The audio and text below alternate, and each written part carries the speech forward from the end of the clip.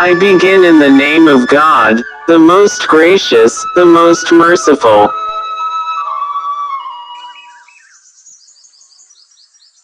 तीसरी पुतली जयलक्ष्मी ने जो कथा कही वह इस प्रकार है। राजा विक्रमादित्य जितने बड़े राजा थे उतने ही बड़े तपस्वी।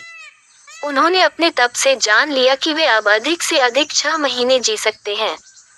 अपनी मृत्यु को आसन समझकर उन्होंने वन में एक कुटिया बनवा ली तथा राजकाज से बचा हुआ समय साधना में बिताने लगे। एक दिन राजमहल से कुटिया की तरफ आ रहे थे कि उनकी नजर एक मृग पर पड़ी। मृग अद्भुत था और ऐसा मृग विक्रम ने कभी नहीं देखा था।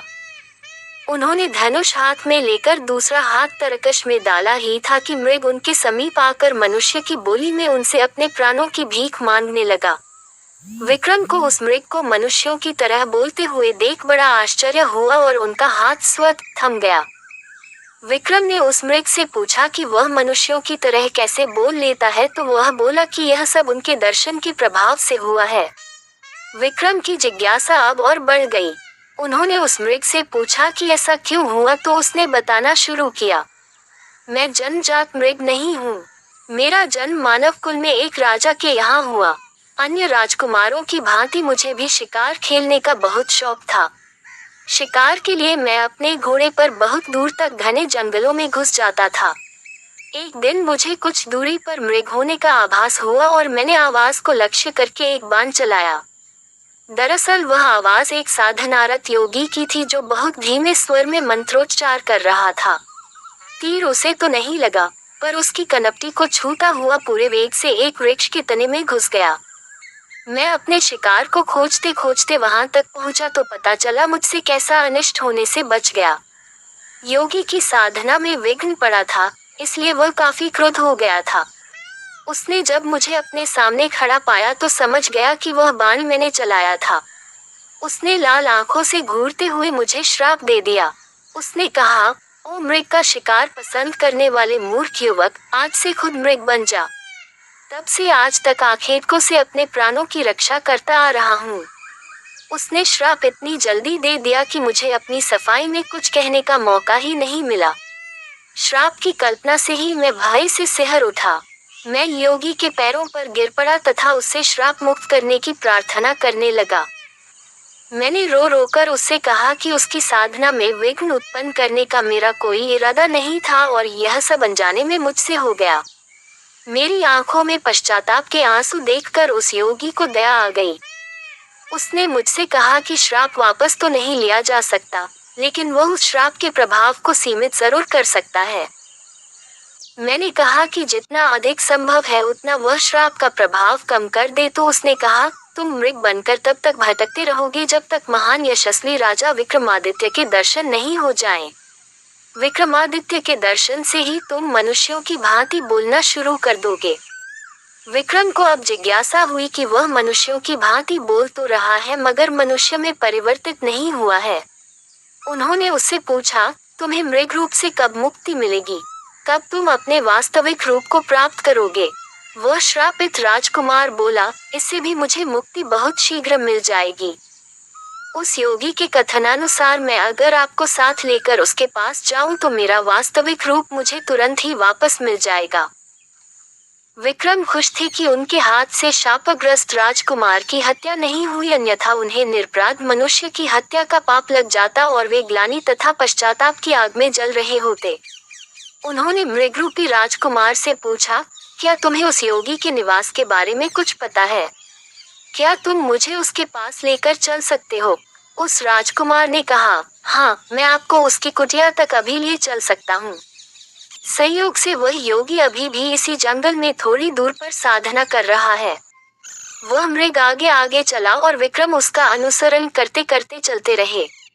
थोड़ी दूर चलने के पश्चात उन्हें एक वृक्ष पर उल्टा होकर साधना करता एक योगी दिखा। उनकी समझ में आ गया कि राजकुमार इसी योगी की बात कर रहा था। वे जब समीप आए तो वह योगी उन्हें देखते ही वृक्ष से उतरकर सीधा खड़ा हो गया। उसने विक्रम का अभिवादन किया तथा दर्शन देने के लिए उन्हें नतमस्तक होकर धन्यवाद दिया। विक्रम समझ गए कि वह योगी उनकी ही प्रतीक्षा कर रहा था, लेकिन उन्हें जिज्ञासा हुई कि वह उनकी प्रतीक्षा क्यों कर रहा था। पूछने पर उसने उन्हें बताया कि सपने में एक दिन इंद्रदेव ने उन्हें दर्शन देकर कहा था कि महाराजा विक्रमादित्य ने अपने कर्मों से देवताओं सा स्थान प्राप्त कर लिया है तथा उनके दर्शन प्राप्त करने वाले को इंद्रदेव या अन्य देवताओं के दर्शन का फल प्राप्त है। मैं इतनी कठिन साधना सिर्फ आपके दर्शन का लाभ पाने के लिए कर रहा था, उस योगी ने कहा। विक्रम ने पूछा कि अब तो उसने उनके दर्शन प्राप्त कर लिए, क्या उनसे वह कुछ और चाहता है? इस पर योगी ने उनसे उनके गले में पड़ी इंद्रदेव की मूंगे वाली माला मांगी। राजा ने खुशी खुशी वह माला उसे दे दी। योगी ने उनका आभार प्रकट किया ही था कि श्रापित राजकुमार फिर से मानव बन गया। उसने पहले विक्रम के फिर उस योगी के पांव छुए। राजकुमार को लेकर विक्रम अपने महल आए।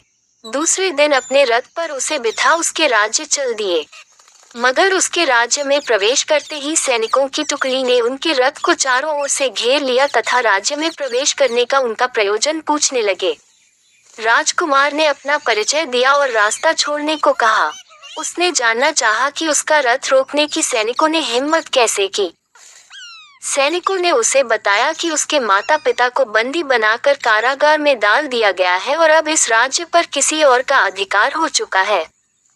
चूंकि राज्य पर अधिकार करते वक्त राजकुमार का कुछ पता नहीं चला, इसलिए चारों तरफ गुप्तचर उसकी तलाश में फैला दिए गए थे।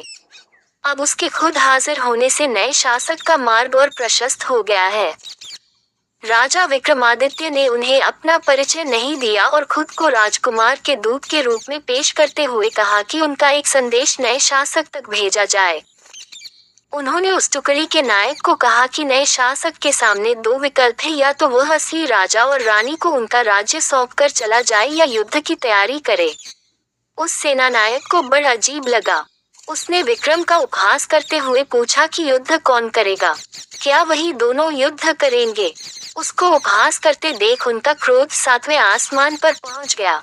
उन्होंने तलवार निकाली और उसका सिर धड़ से अलग कर दिया। सेना में भगदड़ मच गई।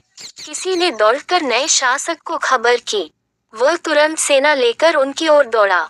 विक्रम इस हमले के लिए तैयार बैठे थे। उन्होंने दोनों बेतालों का स्मरण किया तथा बेतालों ने उनका आदेश पाकर रथ को हवा में उठा लिया। उन्होंने वह तिलक लगाया जिससे अदृश्य हो सकते थे और रथ से कूद गए। अदृश्य रहकर उन्होंने दुश्मनों को गाजर मूली की तरह काटना शुरू कर दिया। जब सैकड़ों सैनिक मारे गए और दुश्मन नजर नहीं आया तो सैनिकों में भगदड़ मच गई और राजा को वहीं छोड़ अधिकांश सैनिक रणक्षेत्र से भाग खड़े हुए। उन्हें लगा कि कोई पैशाचिक शक्ति उनका मुकाबला कर रही है। नए शासक का चेहरा देखने लायक था। वह आश्चर्यचकित और भयभीत था ही, हताश भी दिख रहा था। उसे हतप्रभ देख विक्रम ने अपनी तलवार उसकी गर्दन पर रख दी तथा अपने वास्तविक रूप में आ गए। उन्होंने उस शासक से अपना परिचय देते हुए कहा कि या तो वह इसी क्षण ये राज्य छोड़कर भाग जाए या प्राण दंड के लिए तैयार रहे। वह शासक विक्रमादित्य की शक्ति से परिचित था तथा उनका शौर्य आंखों से देख चुका था, अतः वह उसी क्षण उस राज्य से भाग गया। वास्तविक राजा रानी को उनका राज्य वापस दिलाकर वे अपने राज्य की ओर चल पड़े। रास्ते में एक जंगल पड़ा। उस जंगल में एक मृग उनके पास आया तथा एक सिंह से अपने को बचाने को बोला, मगर महाराजा विक्रमादित्य ने उसकी मदद नहीं की। वे भगवान के बनाए नियम के विरुद्ध नहीं जा सकते थे। सिंह भूखा था और मृग आदि जानवर ही उसकी क्षुधा शांत कर सकते थे। ये सोचते हुए उन्होंने सिंह को मृग का शिकार करने दिया।